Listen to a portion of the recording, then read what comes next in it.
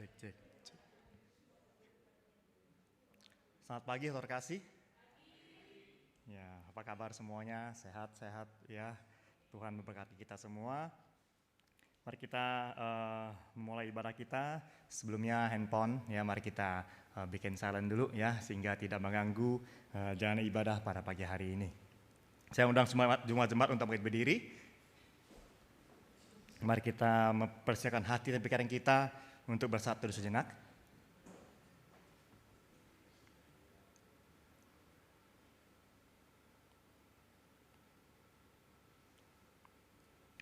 Dengarlah firman Tuhan di Mazmur 44 ayat 6-8 mengatakan, sebab bukan kepada panahku aku percaya, dan pedangku pun tidak memberi aku kemenangan, tetapi Engkaulah yang memberi kami kemenangan terhadap para lawan kami. Dan orang-orang yang membenci kami kau beri malu, karena Allah kami nyanyikan puji-pujian sepanjang hari, dan bagi namamu kami mengucapkan syukur selama-lamanya. Ibadah pagi hari ini diadakan dalam nama Allah Bapa, Allah Putra, dan Allah Roh Kudus. Mari kita semua bersama-sama memuji Tuhan, memberikan hormat kepada Allah kita, hormat bagi Allah Bapa. Hormat bagi Allah Bapa, hormat bagi anaknya, hormat bagi Rohul Kudus, ketiganya yang esa. Haleluya, haleluya, ketiganya yang esa. Hormat bagi Raja surga Tuhan kau, hormat bagi Raja gereja, hormat bagi Raja gereja di seluruh. Haleluya, haleluya, haleluya, haleluya, di seluruh dunia. Haleluya, persembahan bala kerajaan. Haleluya, persembahan bala kerajaanmu, diletakkan siang malam di hadapan tatanya. Haleluya, haleluya, di hadapan tahtanya. Bapa dalam surga, sungguh Tuhan, kami merasakan anugerah yang indah yang Kau beri pada kami pada pagi hari ini. Kami bersyukur Tuhan untuk berkat yang tidak pernah habis dalam kehidupan kami. Terima kasih Tuhan untuk hari-hari yang sudah Engkau sertai. Terima kasih untuk nafas yang segar yang Kau beri pada kami. Terima kasih untuk tubuh yang sehat kami bisa nikmati pada hari ini. Sungguh terima kasih sekali Tuhan untuk segala berkat yang Kau beri pada kami. Tuhan, hari ini, saat ini Tuhan kami datang kembali untuk memuji Tuhan. Kami datang kembali untuk melayani Tuhan. Kami datang kembali untuk bertekuk lutut di hadapan-Mu ya Bapa. Kami datang kembali Tuhan untuk kembali disegarkan. Kami datang kembali Tuhan untuk kembali dikuatkan ya Tuhan, untuk menghadapi hari-hari yang penuh dengan tantangan ya Bapa. Sungguh Allah kami, sungguh Tuhan kami menyerahkan padamu Tuhan sekali lagi untuk ibadah pagi hari dalam tangan Tuhan. Kami berdoa sekali untuk teman-teman saudara kami, mereka mungkin menikmati ibadah secara online. Kami percaya bahwa Roh Kudus akan terus mengurapi mereka, sehingga puji-pujian mereka dengarkan, mereka nyanyikan, merasakan kemenangan dalam hati mereka. Sungguh Tuhan terima kasih, kami berdoa menyerahkan sekali Bapa untuk ibadah ini, dari awal pertengahan sampai akhir dalam tangan-Mu. Dalam Tuhan Yesus kami sudah berdoa menyembah syukur, haleluya, amin. Mari saudara terkasih, bersama-sama kita mengucapkan pengakuan iman kita, pengakuan iman rasuli. Aku percaya kepada Allah, Bapa yang Maha Kuasa, Khalik langit dan bumi, dan kepada Yesus Kristus, anak yang tunggal Tuhan kita, yang dikandung dari Roh Kudus, lahir dari anak darah Maria, yang menderita sengsara di bawah pemerintahan Pontius Pilatus, disalibkan, mati dan dikuburkan, turun ke dalam kerajaan maut, pada hari ketiga bangkit pula dari antara orang mati, naik ke surga, duduk sebelah kanan Allah Bapa yang Maha Kuasa, dan dari sana Ia akan datang untuk menghakimi orang hidup dan yang mati. Aku percaya kepada Roh Kudus, Gereja yang kudus dan am, persekutuan orang kudus, pengampunan dosa, kebangkitan daging dan hidup yang kekal. Amin. Mari kita kembali memuji Tuhan. Hormat diberi bagi Bapa, Anak dan Roh Kudus.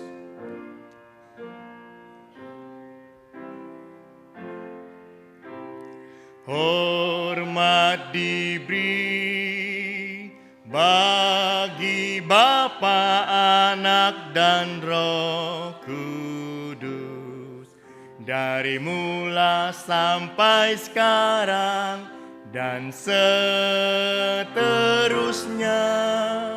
termulia. Amin. Berilah hormat padahu. Berilah hormat padahu, berilah hormat pada Allah, berilah hormat padahu, patut puji Allah pemberi berkat.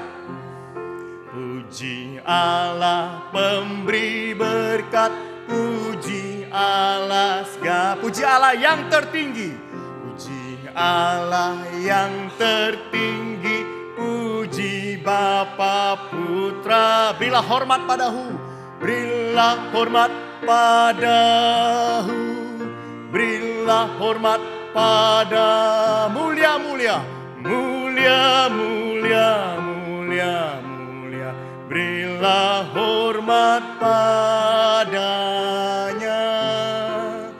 mulia, mulia, mulia, mulia, berilah sekali lagi. Berilah hormat padahu, berilah hormat padahu, berilah hormat pada Allah, berilah hormat padahu, patut puji. Mari memuji Tuhan Allah pemberi berkat. Puji Allah pemberi berkat, puji Allah segala bangsa. Puji Allah yang tertinggi, puji Bapa Putra, berilah hormat padahu, berilah hormat padahu, berilah hormat pada, katakan mulia, mulia, mulia, mulia, mulia, berilah hormat padanya, mulia, mulia, mulia, mulia, berilah hormat padanya. Firman Tuhan di Amsal 28 ayat 13 mengatakan, siapa menyembunyikan pelanggarannya tidak akan beruntung, tetapi siapa mengakuinya dan mau meninggalkannya akan disayangi. Mari terkasih di hadapan Tuhan, kita mau mengakui dosa kita, dan sekali lagi mari kita rasakan pengampunan dari Tuhan.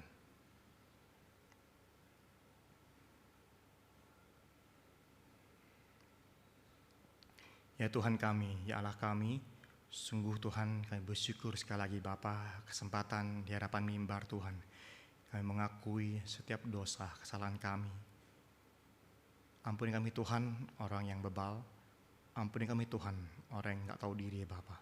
Kami kurang bersyukur akan setiap berkat anugerah yang kepada kami.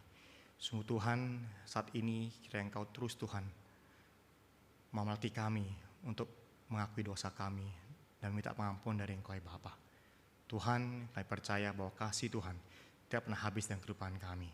Sungguh Tuhan, kiranya mulut kami, hati kami selalu bisa mengucapkan, Tuhan ampuni kami, Tuhan ampuni kami, Tuhan ampuni kami. Terima kasih Bapa, terimalah Tuhan untuk doa pengampun dosa kami. Dalam Tuhan Yesus, kami sudah berdoa mengucap syukur. Haleluya. Amin. Silakan Dokter terkasih.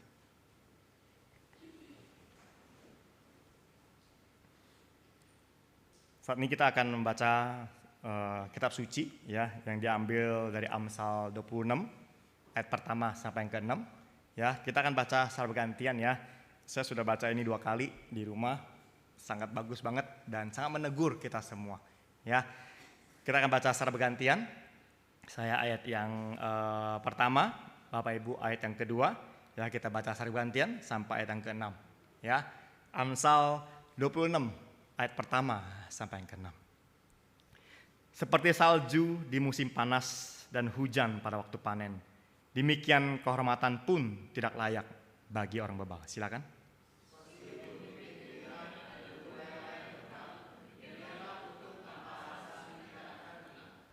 Cemeti adalah untuk kuda, kekang untuk keledai, dan pentung untuk punggung orang bebal.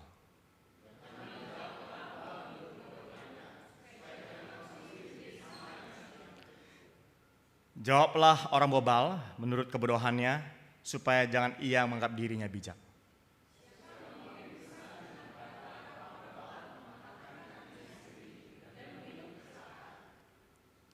Ya, kalau 6 ayat ini ya ngomongin atau menegur atau menyinggung. Kalau ngomong bahasa ini gosipin ya orang-orang bebal.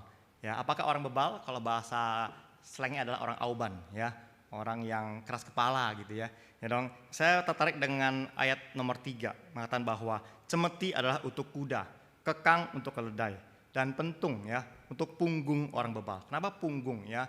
Biasa kalau punggung yang minimal dari pukul dia sadar ya, pukul dia sadar gitu ya.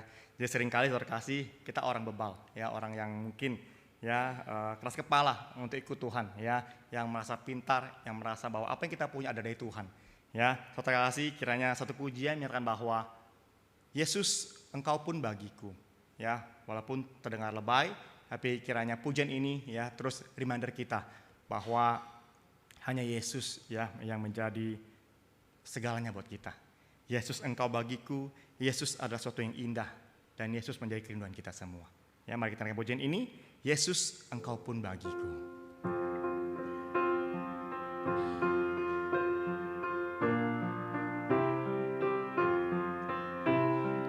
Yesus engkau pun bagiku, sedunia yang penuh. Kau indahlah kepadaku, kau saja rinduku. Kau sobatku yang baik benar, di sisimu ku terus gemar. Ya Tuhanku, kau cukuplah bagiku. Yesus engkau penghiburku di duka dan bala, dan meski berat tangguh ku rasa tak lelah, tak lelah.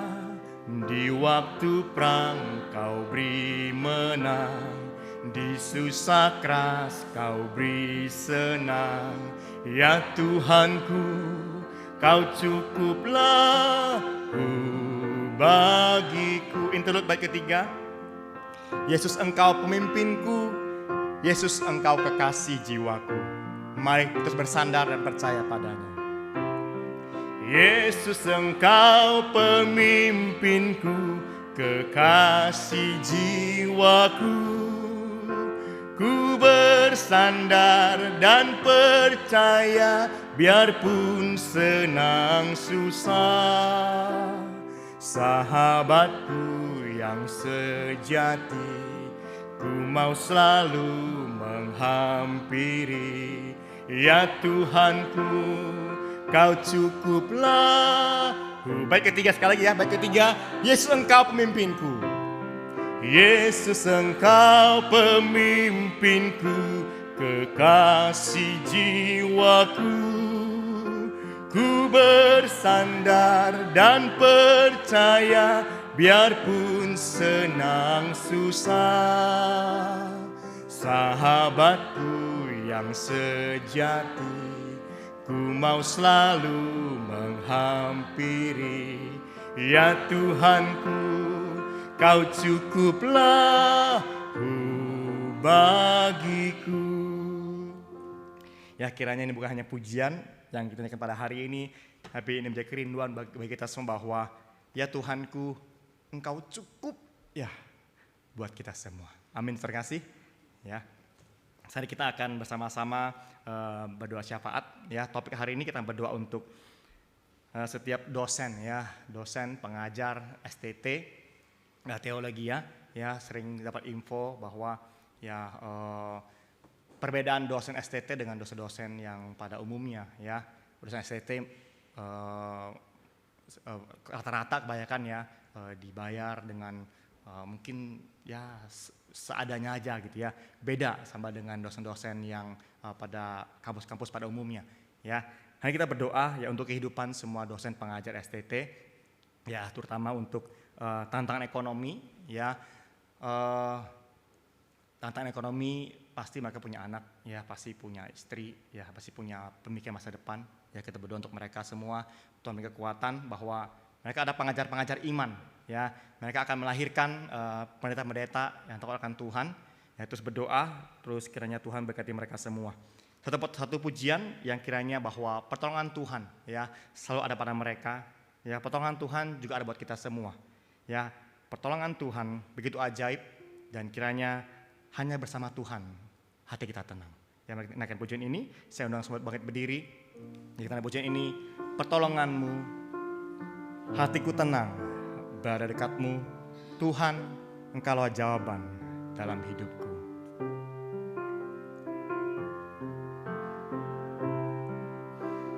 Hatiku tenang, berada dekatmu, kaulah jawaban hidupku.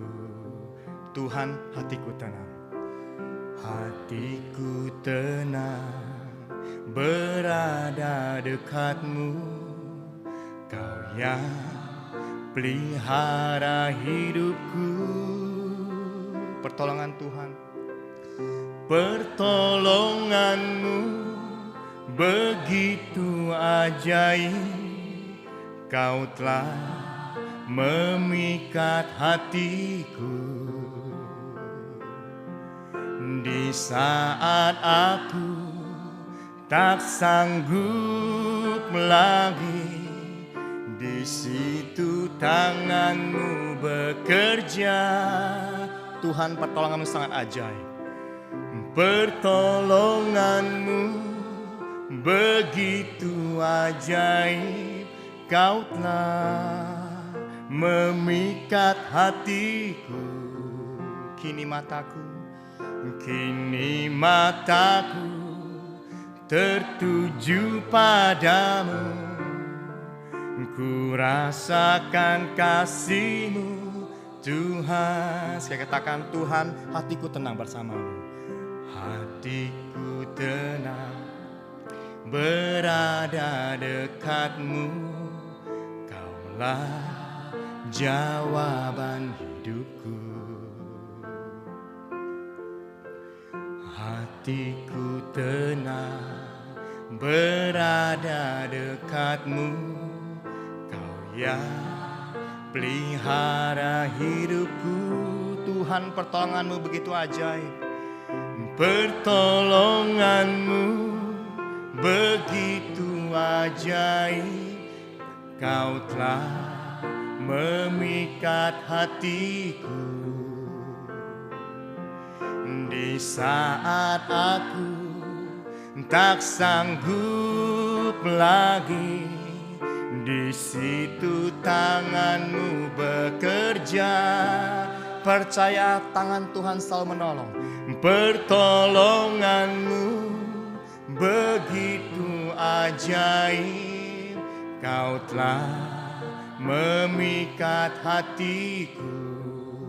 Tuhan, kini mataku tertuju padamu, ku rasakan kasih-Mu Tuhan. Pertolonganmu begitu ajaib, pertolonganmu begitu ajaib, kau telah memikat hatiku. Kini mataku tertuju padamu, ku rasakan kasih-Mu Tuhan. Mari kita berdoa. Ya Allah kami, ya Tuhan kami bersyukur Tuhan, dan kami percaya bahwa pertolongan Tuhan tidak pernah habis dalam kehidupan kami. Kami percaya Tuhan di hidup yang mungkin tidak tenang, di hidup yang kami merasakan mungkin susah, di hidup mungkin yang kami merasakan duka. Tapi kami percaya Tuhan, ketika kami memanggil nama Engkau, ketika hati kami mau tenang di hadapan-Mu, kami percaya Tuhan bahwa tangan-Mu memeluk kami. Kami percaya Tuhan untuk setiap pertolongan Tuhan begitu ajaib dalam kehidupan kami. Kami percaya Tuhan jalan-jalan kehidupan sudah Engkau sediakan bagi kami. Ampuni kami Tuhan sekali lagi ketika kami kurang percaya terhadap jalan yang sudah Engkau sediakan. Kami lebih percaya terhadap jalan-jalan dunia yang begitu menggiurkan kami. Kami lebih percaya kepada orang-orang, kami lebih percaya pada teman-teman kami, kami lebih percaya pada saudara-saudara kami. Sungguh Tuhan, ampuni kami Tuhan. Kami percaya Tuhan bahwa Engkau Allah yang selalu menjadi penolong sejati di kehidupan kami. Tuhan, pagi ini kami berdoa untuk saudara-saudari kami. Mereka mempunyai hati menjadi pengajar. Mereka mempunyai hati menjadi dosen STT Teologi ya Bapa.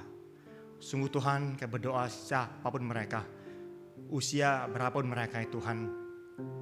Kami percaya Tuhan Engkau menolong mereka. Tuhan, kami berdoa Tuhan untuk pergumulan mereka dalam hal ekonomi Tuhan. Mereka juga punya keluarga, mereka juga punya masa depan. Dan mereka terus Tuhan berjuang untuk menjadi pengajar iman. Kami mohon padamu Tuhan, apapun pergumulan mereka juga pasti berdoa. Mungkin mereka menangis, tapi percaya Tuhan bahwa pertolongan Tuhan akan tiba pada mereka ya Bapa.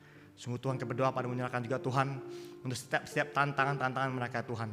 Untuk mahasiswa teologi ya, yang makin hari makin sedikit, mahasiswi teologi ya, yang makin hari tidak sebanyak yang dulu ya Tuhan. Sungguh Tuhan kami berdoa kepadamu Tuhan. Berdoa kiranya makin banyak Tuhan anak-anak Tuhan yang mau belajar teologi ya, yang mau terus belajar firman Tuhan. Tuhan kami berdoa menyerahkan paruh sekali Tuhan untuk dosen-dosen STT dalam tangan Tuhan. Dan kami berdoa untuk kami semua dalam tangan Tuhan. Kiranya kami juga terus bisa mendukung ya Tuhan setiap sekolah-sekolah teologi ya di mana mereka berada. Terima kasih ya Bapa, terima kasih ya Tuhan. Mari terkasih, kita menutup doa syafaat dengan doa Bapa kami. Bapa kami yang di surga, dikuduskan nama-Mu, datanglah kerajaan-Mu, jadilah kehendak-Mu di bumi seperti di surga. Berikanlah kami pada hari ini makan kami yang secukupnya, dan ampunilah kami akan kesalahan kami, seperti kami juga mengampuni orang bersalah kepada kami. Dan janganlah membawa kami ke dalam pencobaan, tapi lepaskanlah kami daripada yang jahat, karena Engkau yang punya kerajaan dan kuasa sampai selama-lamanya. Amin. Kita berdiri, kita akan bersama-sama mendengarkan firman Tuhan. Kita puji menyatakan bahwa Tuhan ku berserah menjadi apa? Menjadi korban yang hidup, ya, untuk mau terus mengabarkan Injil Tuhan. Mari kita pujian ini, Tuhan ku berserah.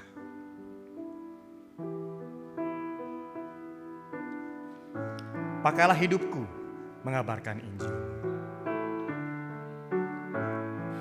Tuhan ku berserah jadi korban hidup, rohmu dan darahmu bakar sucikanku.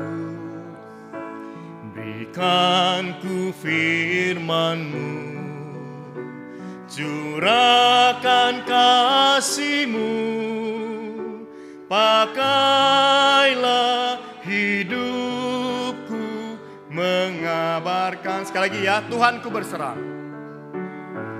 Tuhan ku berserah jadi korban hidup, rohmu dan darahmu bakar sucikan. Berikan ku firman-Mu, berikan ku firman-Mu, curahkan kasih-Mu, pakailah hidupku mengabar. Wanita silakan, Tuhan ku berserah. Yang wanita.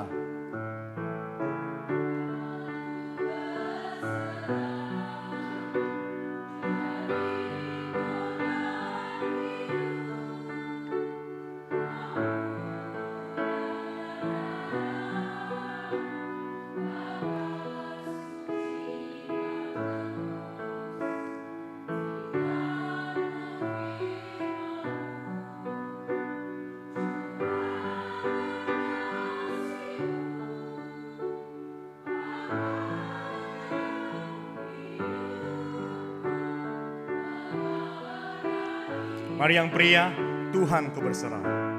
Tuhan ku berserah, jadi korban hidup, rohmu dan darahmu bakar sucikan terus. Berikan ku firman, berikan ku firman-Mu. Curahkan kasih-Mu, pakailah hidupku mengabarkan. Masih bersama-sama, Tuhan ku berserah. Tuhan ku berserah, jadi korban hidup, rohmu dan darahmu bakar sucikan. Tuhan berikan ku firman-Mu, berikan ku firman-Mu. Curahkan kasih-Mu. Saya serahkan pada Hadirat Sioli. Pakailah hidupku mengabarkan. Jemaat sekalian, saya persilakan untuk duduk. Selamat pagi saudara sekalian. Selamat pagi. Ya. Sungguh bersyukur ya kembali pada hari ini kita diberikan Tuhan kesempatan untuk beribadah bersama. Kita dihantarkan dari rumah kita masing-masing selamat sampai tempat ini. Ini merupakan suatu hal yang sangat sederhana tapi patut kita syukuri. Dan saya juga berterima kasih kepada Muse Joni yang memberikan saya kesempatan pada hari ini untuk bersama-sama membagikan perenungan firman Tuhan. Perkenalkan, saya dan suami adalah alumni dari STT Saat. Kan kami saat ini sedang mempersiapkan diri untuk kembali ke Jepang bersama dengan lembaga misi OMF. Dan kiranya melalui perenungan hari ini saya juga ingin membagikan beban itu kepada setiap saudara sekalian. Saya rindu perenungan hari ini bukan hanya menjadi informasi, tapi menjadi momen kita untuk belajar dan merenungkan panggilan kita sebagai orang percaya. Sebelum kita saat ini belajar dari firman Tuhan, mari kita bersama-sama berdoa.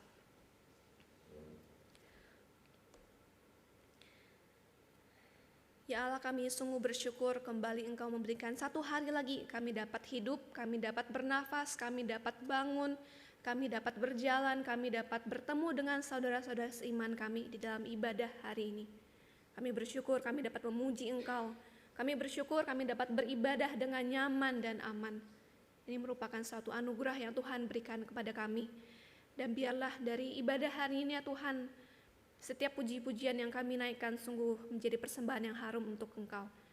Dan ketika pada hari ini dan saat ini kami akan bersama-sama belajar dari firman Tuhan. Tuhan bukakan hati dan pikiran kami untuk belajar dari firman-Mu. Terima kasih ya Tuhan. Di dalam nama Tuhan Yesus kami bersyukur dan kami berdoa. Amin. Nah saudara sekalian, apa slide-nya boleh ditampilkan? Tema perenungan kita pada hari ini adalah Come and See. Mari bersama-sama kita membuka Alkitab kita dari Injil Yohanes pasal yang pertama. Mari kita baca dari Injil Yohanes pertama ayatnya yang ke-35 sampai 41. Saya rindu kita baca ini secara bergantian. Yohanes 1 ayat ke-35 sampai 41.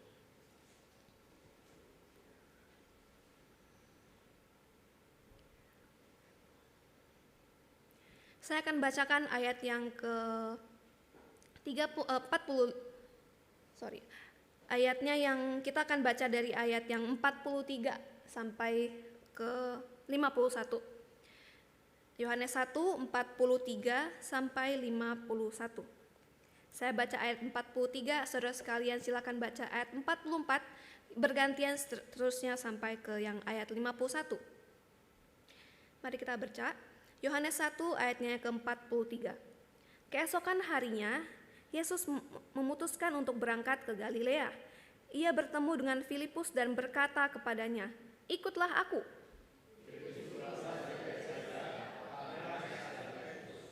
Filipus menemui Natanael dan berkata kepadanya, "Kami telah menemukan Dia yang disebut oleh Musa dalam Taurat dan oleh nabi-nabi, yaitu Yesus anak Yusuf dari Nazaret."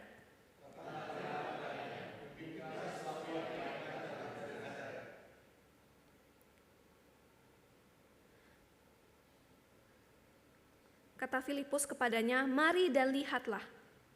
Kata Yesus melihat Natanael datang kepadanya, lalu berkata tentang dia, "Lihat, inilah seorang Israel sejati, tidak ada kepalsuan di dalamnya."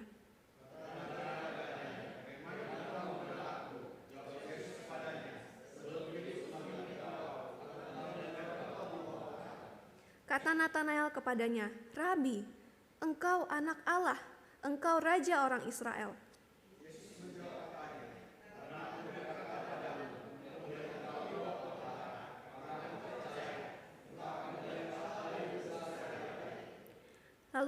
Lalu kata Yesus kepadanya, "Sesungguhnya aku berkata kepadamu, kamu akan melihat langit terbuka dan malaikat-malaikat Allah naik turun pada Anak Manusia." Sedemikian jauh pembacaan firman Tuhan kita pada hari ini. Nah, saudara sekalian, perikop yang tadi kita baca merupakan momen ketika Yesus memanggil para muridnya. Dan Filipus yang baru saja mengenal Tuhan Yesus dengan sangat sukacita, dia ingin mengenalkan Yesus kepada temannya. Dan dia juga mengatakan kepada temannya, "Hei, aku telah bertemu dengan dia," yang disebut di kitab para nabi dan oleh di kitab Musa gitu, sang Mesias yang akan menyelamatkan orang-orang Israel gitu. Dan Natanael dengan keraguannya menghadapi Filipus, Natanael berespon gitu. Memang ada sesuatu yang baik yang akan datang dari kota Nazaret.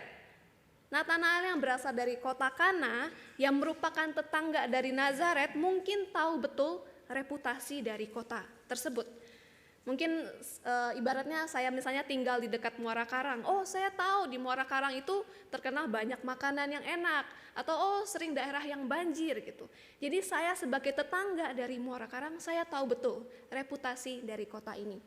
Nah, sedemikian juga seperti itu Natanael. Dia yang berasal dari kota Kana tahu Nazaret itu terkenal dengan orang-orang yang tidak terpelajar, kota yang keras, banyak kejahatan. Jadi ada keraguan gitu. Mana mungkin seorang Mesias loh yang akan menyelamatkan kita datang dari kota yang seperti itu. Nah, saudara sekalian, di balik pertanyaan dari Natanael ini ada sebuah asumsi, ada sebuah penghakiman, bias, ketakutan, prejudis dan kepercayaan terhadap suatu tempat dan orang-orang tertentu. Saudara sekalian, melihat Nazaret sebagai kota yang buruk sangat umum pada saat itu. Jadi di balik pertanyaan dari Natanael ini, dia ada asumsi kota Nazaret itu kota yang buruk, tidak mungkin seorang juru selamat datang dari kota tersebut. Dan inilah asumsi dari Natanael. Dan saudara sekalian, ketika pada hari ini kita merenungkan sebuah tema, come and see, mari dan lihatlah, sebuah undangan untuk melihat, datang dan lihatlah. Dan ketika berbicara tentang undangan, saya pikir kita tidak terlepas dari berbicara tentang asumsi. Saudara sekalian, kalau kita jalan-jalan di mall, walaupun apalagi sekarang lagi liburan ya, kita jalan-jalan. Dan kalau di mall seringkali kita bertemu dengan sales marketing perumahan kah, mobil, kartu kredit, dan lain sebagainya. Saya yakin kita sering menemukannya. Dan pada umumnya mungkin ketika kita ditawarin, kita akan merasa terganggu kan, ditawarin produk ini, produk itu. Dan ada sebuah kisah dari teman saya yang mengatakan demikian gitu. Kalau dia jalan-jalan di mall dan ditawarin oleh sales mobil, "Ayo kok datang lihat produk kami baru," dan diberikan brosur, teman saya ini sangat senang sekali. Sangat senang sekali kalau misalnya dia diberikan brosur mobil, ditawarkan kartu kredit, ditawarkan perumahan. Kenapa gitu? Dan teman saya mengatakan seperti ini, kalau sales itu menghampiri saya, memberikan brosur, menawarkan produk, berarti sales tersebut berasumsi saya ini orang kaya, yang punya duit, bisa beli mobil, bisa beli rumah. Padahal mungkin dia orangnya sangat sederhana, tidak mampu beli mobil.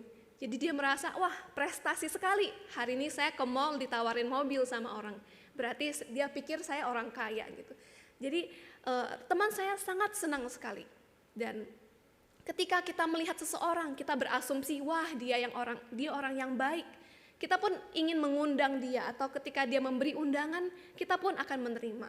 Tetapi jika kita berasumsi yang buruk tentang seseorang, mungkin kita enggan mengundang dia, atau ketika dia mengundang kita pun enggan untuk menerima. Jadi berbicara tentang undangan come and see sangat erat dengan asumsi. Asumsi yang baik maupun asumsi yang buruk. Dan nenek saya seorang Cina yang sangat totok sekali gitu. Ketika kami membelikan makanan kepada dia, seringkali dia bertanya, ini makanan ini yang masak Chinese apa bukan? Gitu. Kalau bukan orang Chinese, seringkali nenek saya agak enggan untuk makan. Jadi dia berasumsi gitu, kalau orangnya masak bukan Chinese, wah ini makanannya nggak enak nih, takut dimacem-macemin gitu. Jadi ada asumsi-asumsi tertentu terhadap sekelompok orang, terhadap suatu tempat. Saudara sekalian, asumsi-asumsi tersebut, khususnya asumsi yang buruk, membuat kita ragu dan tidak percaya kepada orang-orang yang kita lihat. Dan bagi Nathanael di kisah yang tadi kita baca, keraguannya, asumsi buruknya terhadap kota Nazaret hampir saja membuat dia tidak bertemu dengan Sang Mesias. Nah, saudara sekalian, saya pikir asumsi itu bukan hanya dimiliki oleh Nathanael, tapi bagi setiap kita, pasti kita memiliki asumsi terhadap orang tertentu, terhadap ras tertentu, terhadap tempat tertentu. Saudara sekalian, adakah asumsi di dalam hati kita yang selama ini menjadi faktor penentu kita bertindak?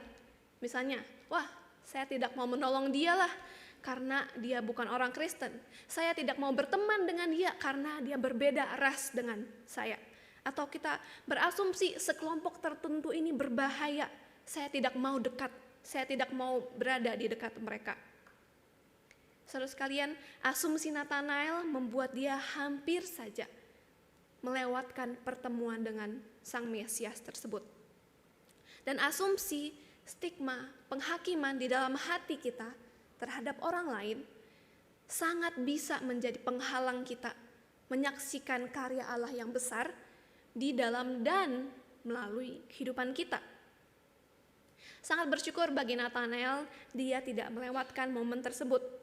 Karena segala asumsinya runtuh ketika dia bertemu langsung dengan Sang Mesias.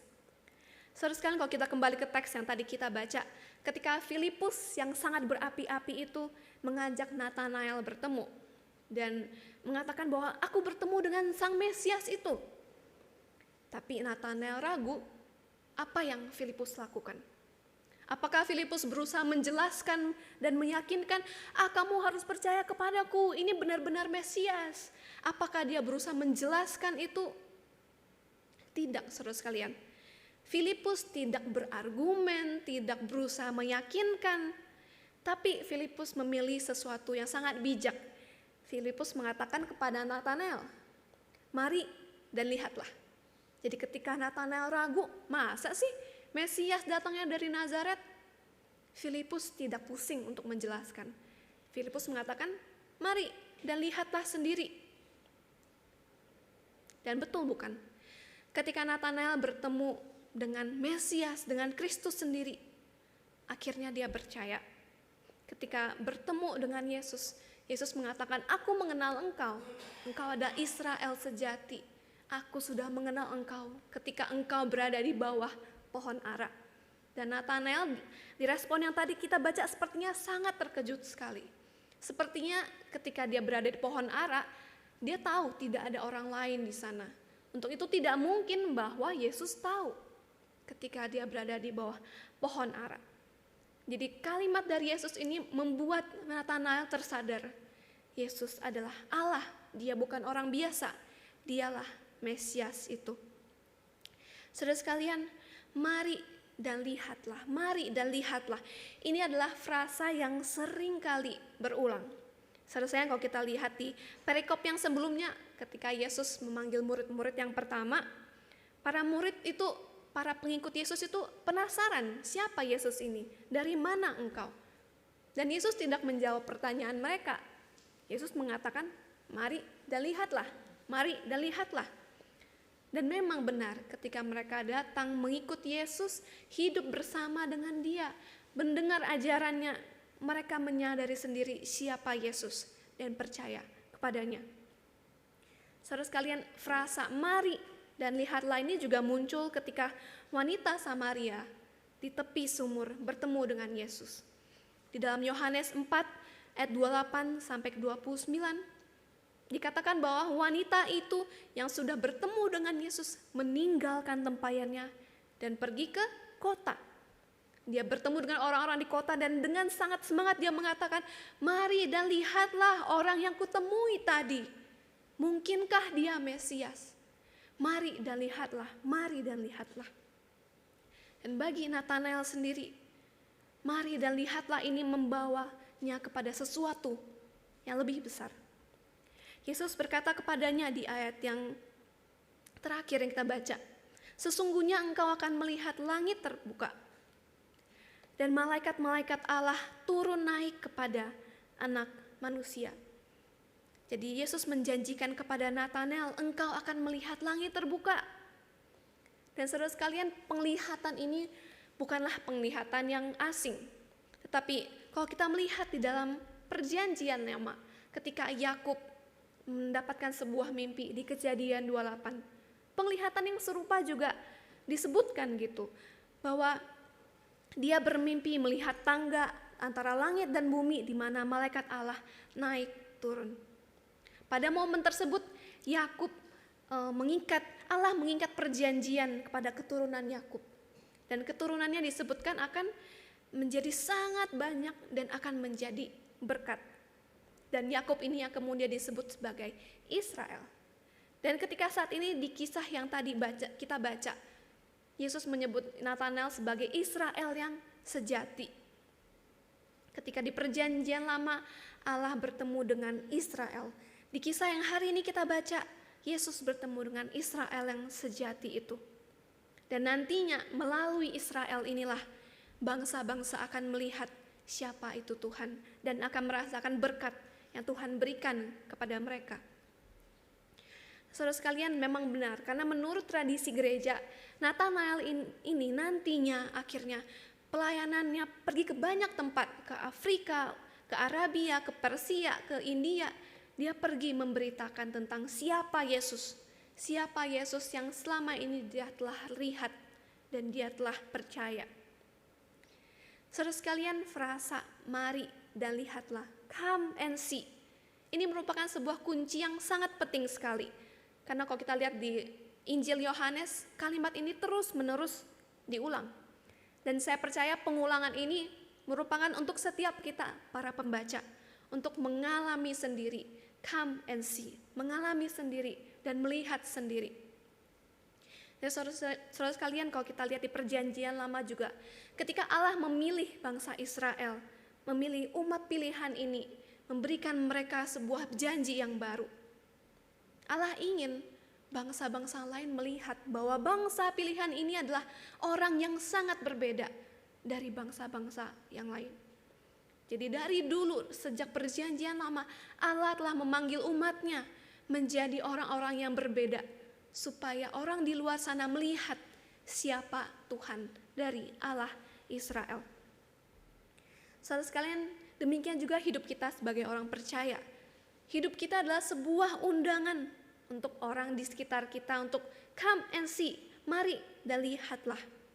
Untuk mereka melihat kasih Tuhan, harapan Tuhan, dan kisah perjalanan suka duka kita bersama Tuhan dan bersama sesama. Itulah yang menjadi panggilan setiap kita. Hidup yang bukan hanya fokus kepada diri kita sendiri, tapi hidup yang menjadi undangan orang melihat kisah kasih Tuhan di dalam kehidupan kita. Saudara sekalian, belakangan ini kita digemparkan dengan kasus korupsi dengan jumlah yang besar. Kebetulan salah satu tersangka memiliki marga yang sama dengan suami saya gitu. Jadi salah satu teman kami mengatakan, wah ini mencemarkan nama baik keluarga Lim ini, mencemarkan nama baik marga Lim ini. Saudara sekalian, bisa kita bayangkan apa yang kita lakukan sangat terkait erat dengan siapa kita. Seringkali ketika orang melihat kita, dia melihat apa yang kita lakukan dan melihat siapa identitas kita. Meskipun ini tidak sepenuhnya benar, karena tidak semua orang bermarga Lim itu suka korupsi, ataupun tidak semua orang Kristen itu orang yang bebas dari kriminal, tidak.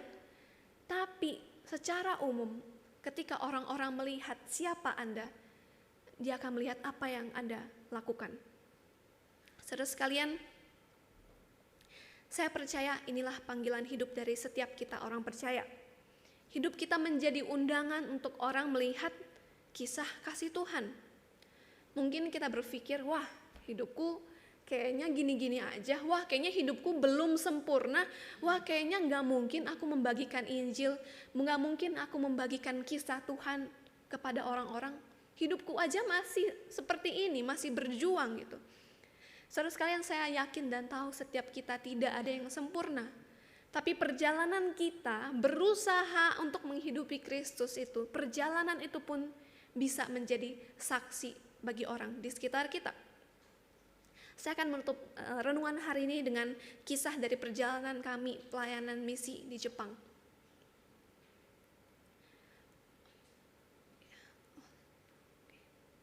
Ketika kami pelayanan di Jepang, satu hal yang kami sadari adalah orang-orang di sana sangat-sangat memperhatikan apa yang kami lakukan. Jadi banyak kegiatan yang kami lakukan itu salah satunya memasak. Karena banyak acara, kami memasak sendiri dan juga ya mengajak orang-orang datang gitu. Suatu ketika suami saya sedang cuci piring gitu, seorang ibu Jepang datang menghampiri suami saya dan bertanya, Nathaniel-san, emangnya di Indonesia laki-laki cuci piring umum ya? Umum gak saudara sekalian? Umum ya? Emangnya laki-laki di Indonesia kalau masak umum ya? Umum. Kita sebagai orang Indonesia biasa sekali gitu ya. Laki-laki masak, cuci piring itu hal yang biasa, walaupun mungkin jarang ya. Tapi itu bukan hal pemandangan yang sangat biasa sekali. Tapi ketika ibu ini bertanya, kami jadi berpikir gitu. Memangnya menurut mereka laki-laki seharusnya seperti apa? Ternyata banyak dari mereka yang mengatakan ya pekerjaan di rumah itu adalah urusan wanita, urusan istri. Mau ngurus rumah tangga, mengurus anak, itu semua adalah urusan istri, bukan urusan dari laki-laki. Dan ketika kami bertanya kepada banyak orang, memang ada kesenjangan antara laki-laki dan perempuan. Seolah laki-laki ya udah urusannya bekerja, menafkahi keluarga, dan perempuan ya sudah urus saja yang di rumah tangga. Dan laki-laki seringkali tidak akan mengurus itu. Itu adalah urusan perempuan yang dianggap lebih rendah daripada laki-laki. Dan saudara sekalian, ketika suami saya juga main bersama anak-anak gitu, seorang ibu juga bertanya lagi, wah sepertinya kamu akan menjadi ayah yang sangat baik gitu. Padahal ini kegiatan yang sangat biasa sekali kita bermain dengan anak-anak. Tapi ketika mereka melihat itu, mereka melihat, wah ini sesuatu yang berbeda sekali.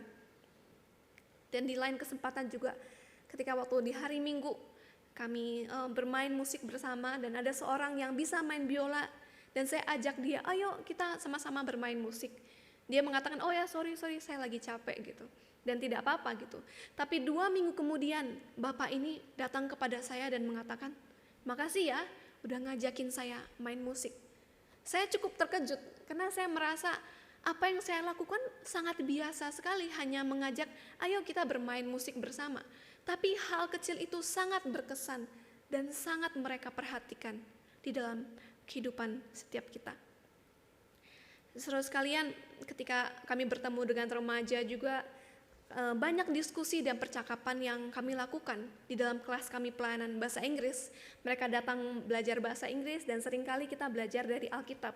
Misalnya hari ini kita akan membahas tentang pertemanan, keluarga.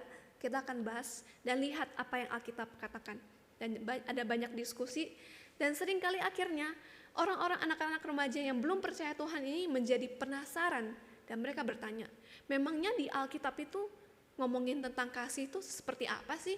Memangnya di Alkitab itu ngomongin tentang ini itu seperti apa sih? Karena mereka melihat, kenapa orang Kristen berbeda ya? Kenapa para pekerja ini berbeda ya? Apa yang Alkitab ajarkan? Apa itu kekristenan sampai mereka berbeda? Saudara sekalian, ketika kita berbicara tentang pelayanan misi, mengabarkan Injil, mungkin kita berpikir, membayangkan saya dan suami, wah di Jepang pasti setiap hari di jalanan membagikan traktat, berkhotbah, dan mengajak orang, ayo kamu percaya Tuhan, kamu mau masuk surga atau tidak gitu. Mungkin kita membayangkan pelayanan misi yang seperti itu. Tapi sebenarnya tidak hanya seperti itu, saudara sekalian. Selama kami pelayanan di Jepang, apa yang kami lakukan sangat sehari-hari sekali. Seperti gambar ini ada kelas memasak. Kami mengajak mereka untuk belajar memasak makanan Indonesia yang kami nggak pernah masak di Indonesia. Tapi kita ngajarin mereka, dan di setiap kelas itu seperti yang digambar, kita akan membagikan kesaksian. Kita akan membagikan renungan singkat. Dan setiap mereka yang datang ini bukanlah orang Kristen, tapi mereka yang tertarik mau melihat apa itu kekristenan. Kenapa kalian begitu berbeda? Mereka ingin belajar. Dan melalui relasi, dari ngobrol, hidup bermasyarakat, itulah yang kami lakukan selama di Jepang. Kami tidak selalu berbicara tentang, ayo kamu percaya enggak Tuhan Yesus? Ayo kalau kamu mati kamu masuk surga apa neraka gitu. Bukan itu yang terus kami bicarakan. Seringkali yang kami lakukan adalah come and see. Kami menunjukkan realita itu. Kami menunjukkan gimana sih kita hidup sebagai orang Kristen. Apa yang kita lakukan. Kita mengajak mereka, mari dan lihatlah. Sampai akhirnya mereka sendiri yang merasakan perbedaan itu. Mereka yang penasaran dan akhirnya mereka memutuskan, saya mau mengikut Yesus. Saudara sekalian, selama di Jepang banyak sekali asumsi-asumsi tentang kekristenan atau tentang agama gitu. Orang-orang di Jepang merasa bahwa orang-orang yang beragama, orang-orang yang dekat dengan hal-hal spiritual adalah orang-orang yang lemah mentalnya. Jadi kalau kamu orangnya mentalnya lemah, makanya kamu perlu ke gereja, makanya kamu perlu Tuhan, makanya kamu perlu pegangan di dalam kehidupan kamu. Jadi ada asumsi-asumsi tentang kekristenan. Karena banyak sekte, banyak gereja-gereja yang sesat juga ada di Jepang. Jadi orang-orang banyak memiliki asumsi tentang kekristenan. Salah satu anak remaja yang datang di gereja kami, dia mengatakan, wah ternyata bagus ya gereja kalian, banyak jendelanya, banyak pintu-pintu kacanya. Jadi saya merasa tenang gitu. Kami bingung kenapa dia sampai mengatakan seperti itu. Karena ternyata mungkin dia pernah masuk ke sebuah gereja sekte yang tertutup semuanya, tidak ada jendela, tidak ada pintu kaca, sehingga orang luar tidak bisa melihat ke dalam, yang dalam tidak bisa melihat keluar. Dan ketika dia datang ke gereja kami, dia melihat, wah ternyata ini semua tempatnya terbuka. Dia merasa sangat aman. Jadi ada stigma tentang ke gereja ini kita harus hati-hati, jangan sampai sesat. Banyak asumsi-asumsi tentang kekristenan. Dan saya yakin, ini bukan hanya di Jepang, pasti di Indonesia juga kita mengenal dan bertemu dengan orang-orang yang mungkin berpikir, wah kekristenan itu seperti ini. Mereka memiliki asumsi-asumsi tentang apa itu kekristenan. Bukan hanya di Jepang, tapi di Indonesia juga. Dan saudara sekalian, ketika menghadapi orang-orang dengan asumsi tersebut, seperti yang kita pelajari hari ini, ketika Filipus bertemu dengan Nathanael, beradu argumen bukanlah sesuatu hal yang selalu tepat. Seringkali mengajak berdebat, mengajak mereka beradu argumen mungkin malah membuat mereka berpikir semakin buruk tentang kekristenan. Walaupun ada momen kita memang perlu memberikan penjelasan, tapi seringkali itu bukanlah pilihan yang selalu perlu kita lakukan. Saudara sekalian, terkadang kesaksian hidup kita lebih berbicara lebih keras bukan daripada kata-kata kita. Saya yakin setiap kita di tempat ini punya pengalaman bersama Tuhan, jatuh bangun di dalam iman perbuatan kita selama kita percaya dengan Tuhan. Untuk itulah mulai dari hari ini, marilah kita di keluarga kita, tempat kerja kita, di sekolah kita, dimanapun kita berada, di masyarakat kita, dengan tetangga kita. Marilah kita mau menjadi saksi bagi mereka yang belum mengenal Tuhan. Saya rindu bukannya orang mengatakan, wah orang Kristen kok begini, wah ternyata pelakunya orang Kristen. Saya rindu orang-orang di sekitar kita bisa merasakan dan akhirnya penasaran, wah memang berbeda ya kalau orang Kristen. Wah, apa yang Alkitab mereka ajarkan ya, sampai mereka berbeda? Siapa Tuhan mereka yang membuat mereka seperti ini? Saya rindu ini yang menjadi kesan orang-orang di sekitar kita ketika melihat kehidupan kita. Hidup yang mencerminkan Kristus, hidup yang menjadi undangan untuk orang-orang melihat siapa Tuhan. Dan saya rindu dari kesaksian pengalaman hidup setiap kita, meskipun tidak sempurna, biarlah itu menjadi undangan untuk orang di sekitar kita, untuk come and see. Mari dan lihatlah betapa besar Allah dan betapa penuh kasih-Nya di dalam kehidupan kita. Saudara sekalian, tugas mengabarkan kasih Tuhan, mengabarkan Injil, bukan hanya tugas kami dan tugas musuh sendiri. Namun ini adalah tugas dari setiap kita orang percaya. Inilah yang menjadi panggilan kita, hidup yang memberitakan kasih Tuhan. Dan kiranya Allah yang menolong setiap kita. Amin. Mari kita bersama berdoa.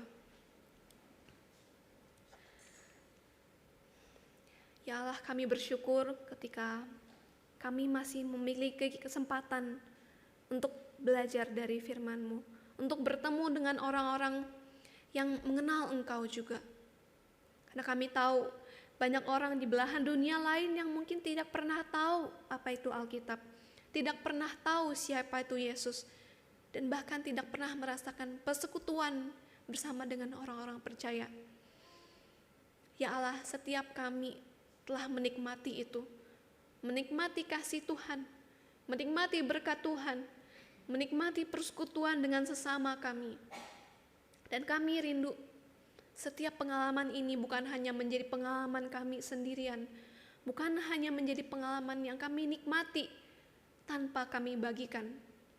Ya Allah, kami rindu dari hidup kami sungguh dapat menjadi undangan bagi orang-orang untuk melihat siapa itu Tuhan. Dan kami menyadari kami bukanlah manusia yang sempurna, kami bukanlah manusia yang sungguh-sungguh benar-benar seperti Kristus yang kami teladani. Tapi kami rindu untuk belajar, kami rindu untuk berjuang di dalam kehidupan kami, hidup jatuh bangun kami untuk menjadi saksi bagi orang di sekitar kami. Tuhan, bukakan hati kami untuk melihat orang-orang yang belum mengenal Tuhan di sekitar kami, apakah di rumah kami, di tetangga kami, di tempat kerja kami. Kami rindu mereka dapat merasakan kasih Tuhan, berkat Tuhan, pengharapan Tuhan, seperti yang kami rasakan. Terima kasih Tuhan, dan biarlah ibadah kami di setiap hari Minggu sungguh menjadi persiapan kami untuk membagikan kasih Tuhan kepada mereka yang belum pernah mengenalnya. Terima kasih Tuhan, kami serahkan hidup kami dan hati pikiran kami ke dalam tangan-Mu. Di dalam nama Tuhan Yesus, kami bersyukur dan kami berserah. Amin.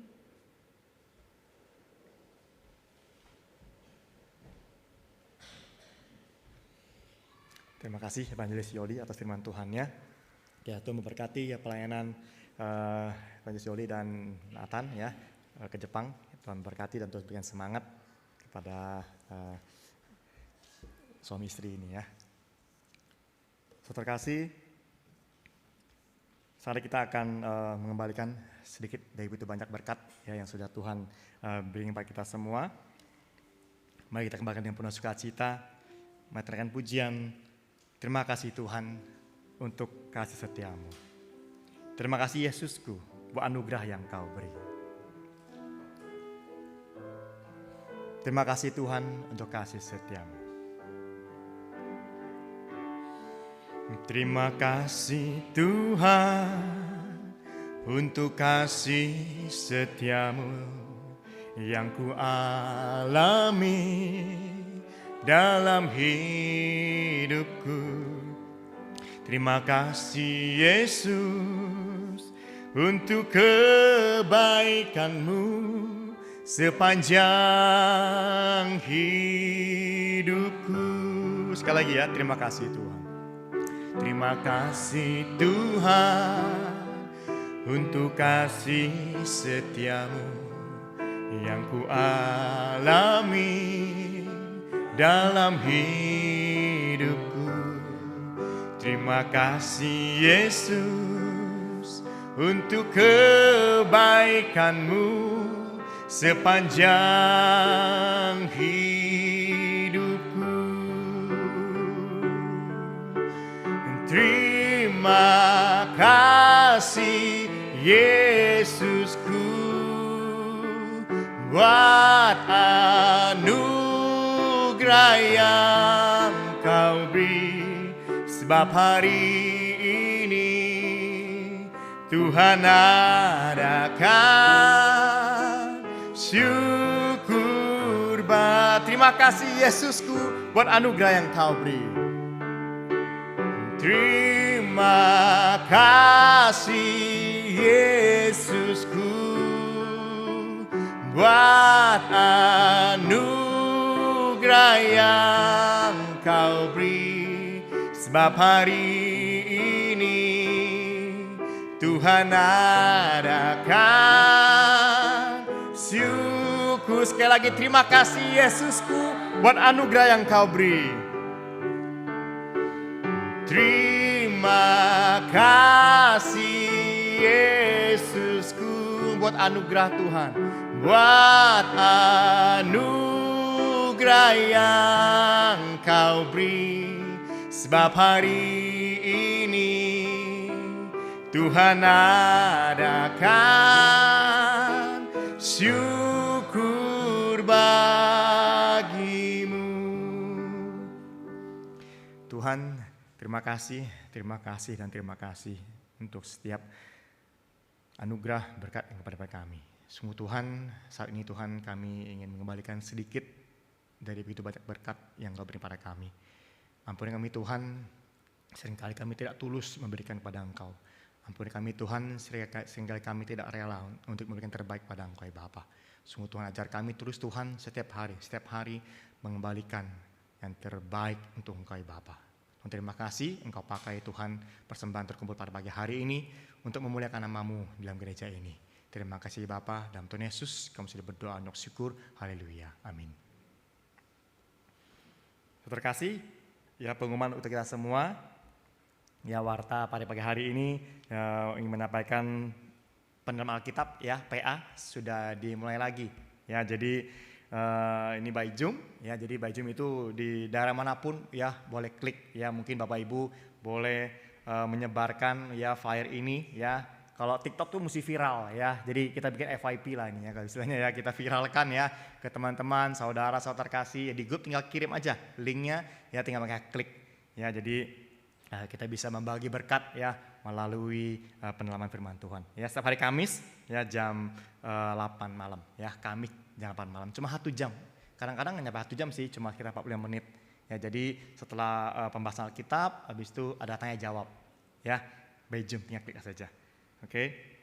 Dan pada tanggal 16 Juni ya diharapkan pada hadir semua ya. Kali ini agak sedikit berbeda ya, seminar mengenai mental health ya.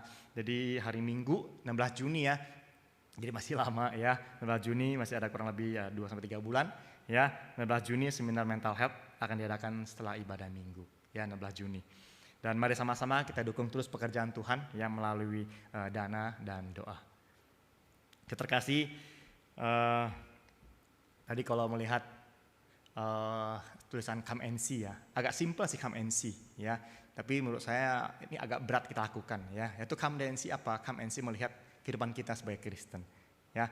Kalau kalau ke Mangga 2, ITC Mangga 2 ya, kira-kira apa yang pada kamu bilang untuk katakan? Boleh Bu ya, ya. Boleh bajunya ya, dia ngomong boleh tapi dia lagi begini gitu ya kadang-kadang ya. Jadi ya itu mungkin dunia ya. Tapi kiranya satu hal yang simple, come and see menjadikan satu hal bagi kita bahwa mari lihat kehidupan kita orang Kristen, hidup suci di hadapan Tuhan, hidup kudus di hadapan Tuhan. Satu pujian kan bahwa standing on the promises of God ya, berdiri di tengah janji Tuhan. Ya, dunia ini ya begitu menawarkan banyak hal-hal yang terkadang membuat kita jauh dari Tuhan. Tapi mari kita percaya bahwa terus janji Tuhan terbaik, janji Tuhan yang paling terus Tuhan akan tepati. Ya, mari kita semua bangkit berdiri, kita memulakan pujian ini 2 bahasa Inggrisnya dan 2 bahasa Indonesianya. Standing on the promises of God.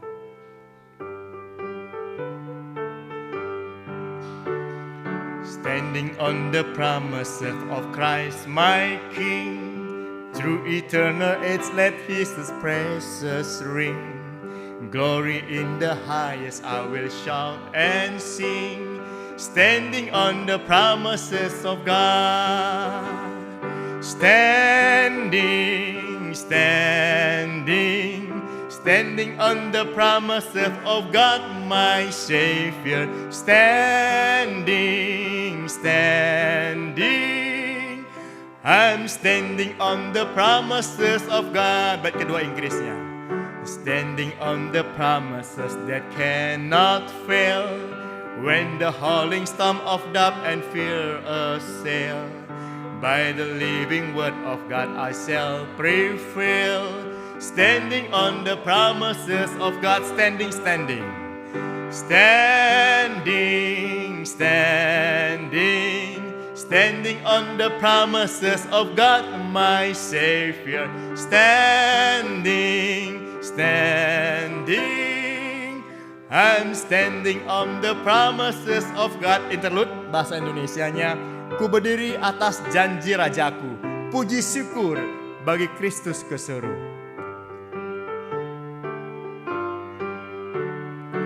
Ku berdiri atas janji Rajaku, puji syukur bagi Kristus ku seru. Sepanjang abad bergema nyanyianku, yakin akan janji penebus. Ku berdiri, ku berdiri, ku berdiri, ku berdiri atas janji Tuhan Yesus. Ku berdiri, berdiri atas janji penebus. Bait keempat, ku berdiri, ku berdiri atas janji yang teguh, walau topan bimbang ragu firman Allah, firman Allah sumber kemenangan. Ku yakin akan janji, yakin akan janji penebus. Bersama-sama ku berdiri, ku berdiri, ku berdiri atas janji Tuhan Yesus. Ku berdiri atas janji. Sekali bait keempat ya. Ku berdiri atas janji yang teguh, ku berdiri atas janji yang teguh, walau topan bimbang ragu berderu. Firman Allah sumber kemenanganku, yakin akan janji penebus. Ku berdiri, ku berdiri, ku berdiri atas janji Tuhan Yesus. Ku berdiri, berdiri atas janji penebus. Beserta Pendeta Joni untuk doa berkat.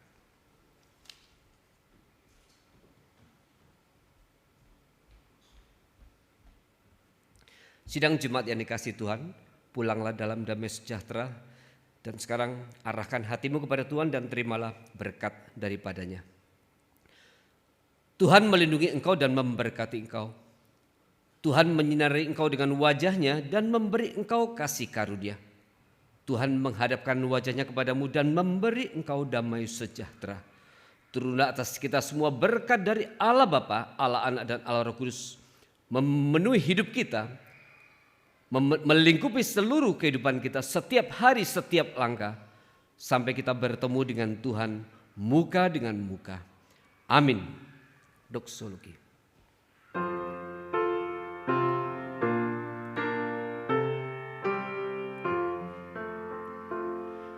Puji Allah Bapa Putra, puji Allah Rohul Kudus, ketiganya yang desa, pohon selamat, sumber berkat. Amin.